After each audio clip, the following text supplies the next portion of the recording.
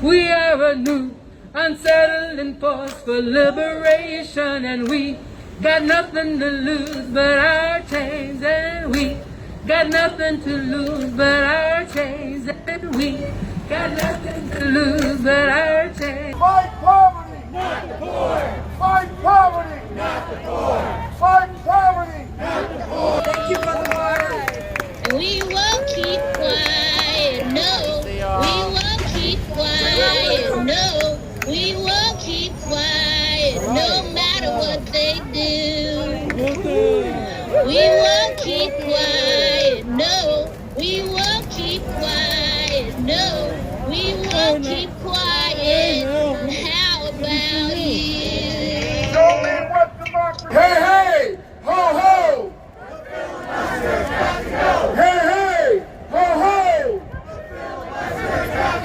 Hey, hey, ho, ho. Oh, which side are you on? Which side are you on? Which side are you on? Which side are you on? The filibuster's got to go! The filibuster's got to go! The filibuster's got to go! The filibuster's got to go! Come on, Diane Feinstein! Which side are you on? Woo! When we lift from the bottom, Everybody rises! when we lift from the bottom, Everybody rises! when we lift from the bottom, Everybody rises! fight poverty, Not the poor! fight poverty, Not the poor! fight poverty. $15, Living wage! $15, Living wage! $15, Living wage! $15. Living wage! I want you to know that there are people in 35 states from the Poor People's Campaign, a national call for more revival, who are outside the Senate offices like we are outside Diane Feinstein's office. The Honorable Senator Diane Feinstein, we want you to hear us because our demands are actually quite modest. In the filibuster, voting rights for all, passed H.R. 1, restore the 1965 Voting Rights Act, and raise the $15 minimum wage. Let us gather together with one mind and send love and gratitude to all of the people everywhere. And especially, we send love and gratitude to the Ohlone people, who are the first people on this land. We send love and gratitude to all of our ancestors, all those who came before us, even the sketchy ones. Because without them, we wouldn't be here. And so we send deep love and gratitude, and particularly on mornings like this or afternoons like this, we send love and gratitude to those of our ancestors, personal and collective, whose commitment to protecting the earth and all of its beings, including all of us, that has been the prayer of the generations before us. And so we send them love and gratitude, and we also send love and gratitude for those who will come after us.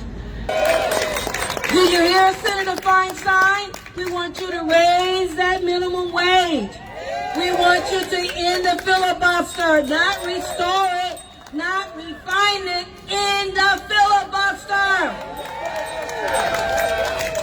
And then after you end that filibuster, we want you to move swiftly. We want you to do some good trouble. We want you to do some good trouble. And we want you to pass that Voting Rights Act. We want you to then move to pass all the provision for the People's Act. You have to do that. You owe it to the brothers and sisters who died in this country, who worked globally for these things. We bring you greetings from Reverend Lucio Harris and Reverend William Barber, the co-chairs of the national campaign. Yeah, give it up for them.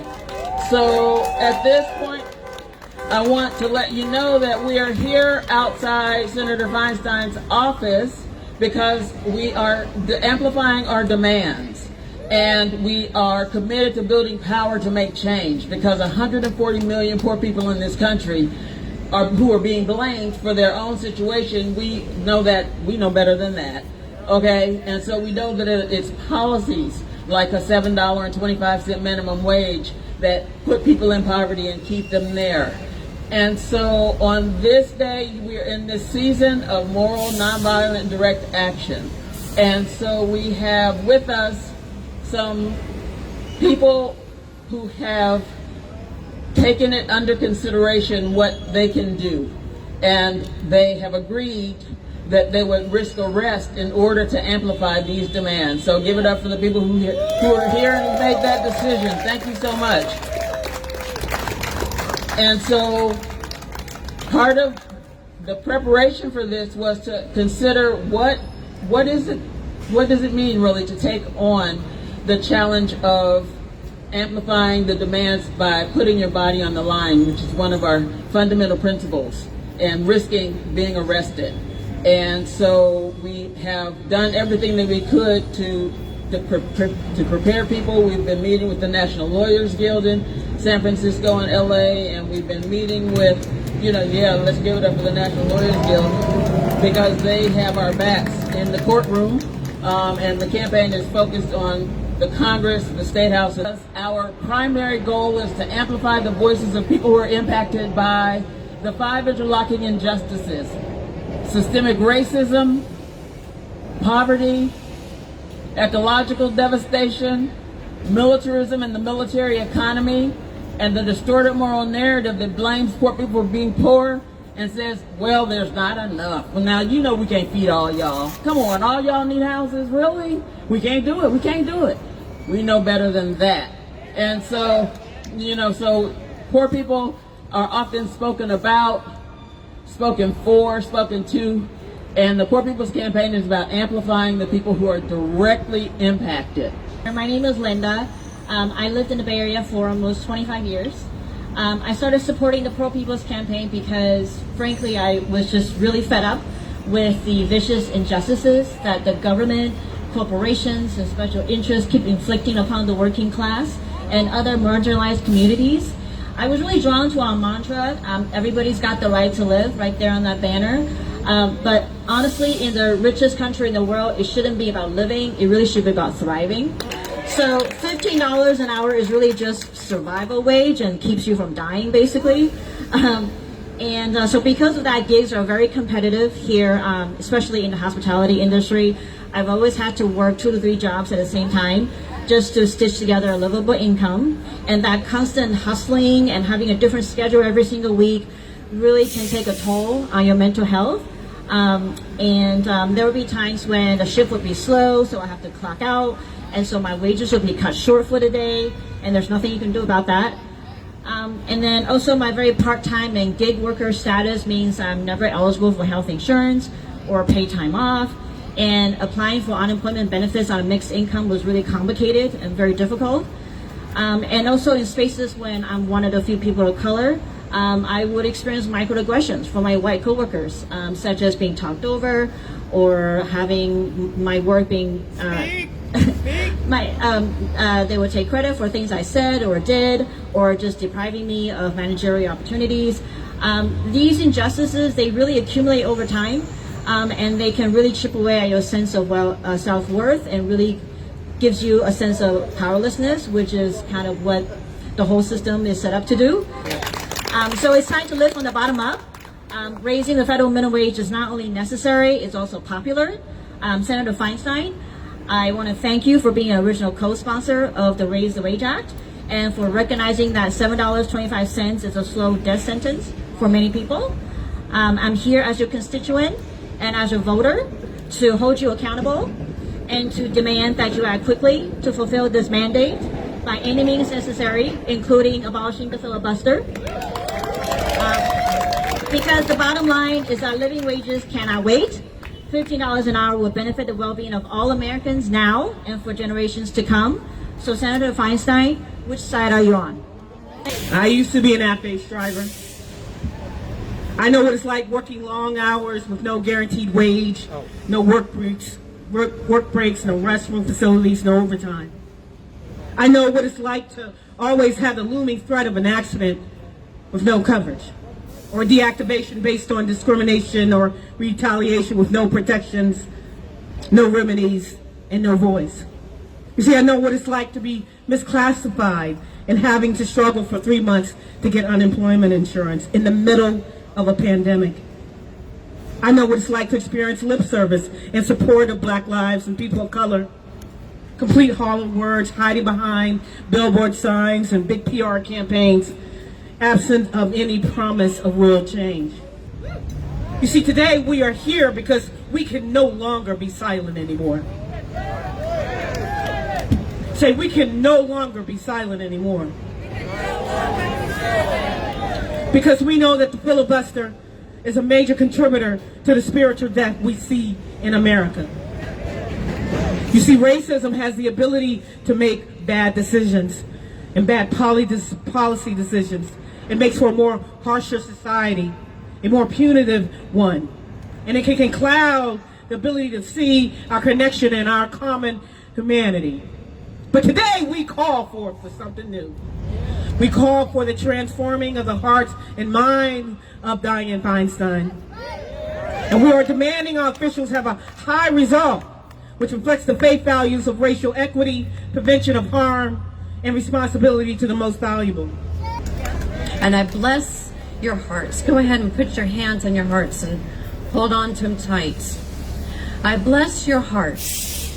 May your hearts be so open and so set on fire that your love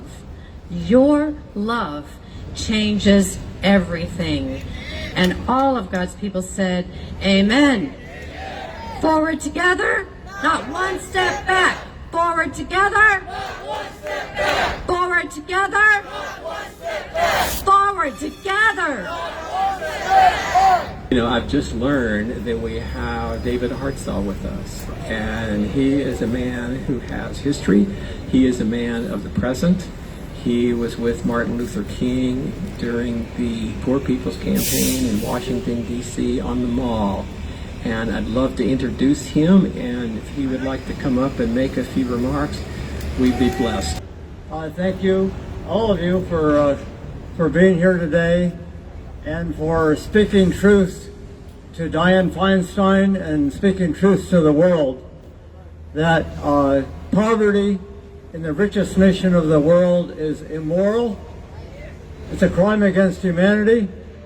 And this Poor People's Campaign, I think, is one of the most hopeful things that is happening in this country and the world. When poor people, when people of faith, when people in labor unions, when environmentalists, when people who believe that this country should not be trying to run an empire around the world with military bases, putting our money into killing people and dropping bombs on people instead of feeding people here at home. This is a crime. And when all of us together come together, not only in San Francisco, but all across this country, to demand a radical shift in our priorities, that we're pro-people instead of pro-bombs, and pro-destroying the environment, and pro-making the rich richer. I first met Martin Luther King when I was 15 years old in Montgomery, Alabama. That has inspired my whole life to work for justice and for peace and for sanity and to experiment with the power of nonviolence. And that's what we're doing here today. Many of us risking our freedom to try to get the message to Diane Feinstein, enough is enough.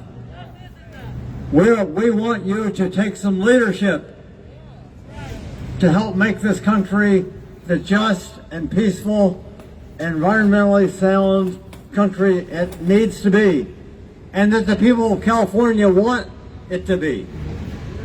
So we hope that we can give you a moral boost to do what your own conscience is telling you is right to do, and what we, the people of California, desperately want you to do. So thank you. Well, I went down to the rich man's house and I took back what he stole from me. Took it back. Took back my dignity. I took it back. Took back my humanity. Well, I went down to the rich man's house and I took back what he stole from me. Now it's under my feet. Where? Under my feet. Where? Under my feet. Ain't gonna let nobody walk all over me. Well, I went up to Diane Feinstein's office and we took back what they stole from us. Took it back. Took back what they stole from us. Yeah, we took it back. Took back what they stole from us now. Took down to Diane Feinstein's office and we took back what they stole from me. Now it's under my feet. Under my feet. Under my feet. Ain't gonna let no system walk all over me. In the filibuster!